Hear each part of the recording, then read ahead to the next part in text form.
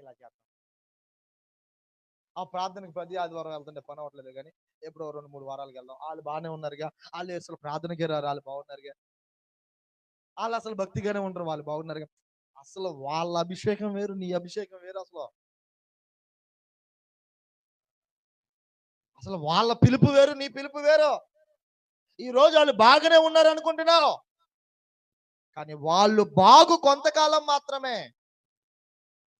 నేను చెప్పాను కదా, సాతాను ఆశీర్వదిస్తే ఎలా ఉంటుంది అంటే చాలా బాగుంటుంది. ప్రార్థనకు వచ్చిన ఆశీర్వాదం ఉంటది, ప్రార్థనకి రాకపోయిన ఆశీర్వాదం. ఆశీర్వాదం అంటే మీన్స్ డబ్బులు ఉంటాయి అంతే, డబ్బు మాత్రమే ఉంటది.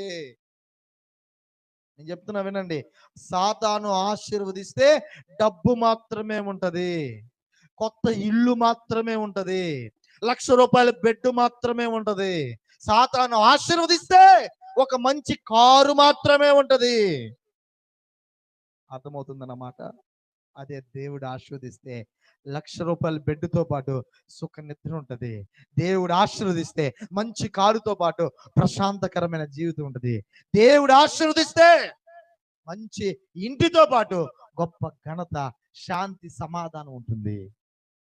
ఇది దేవుని ఆశీర్వాదానికి, సాతాను ఆశీర్వాదానికి తేడా.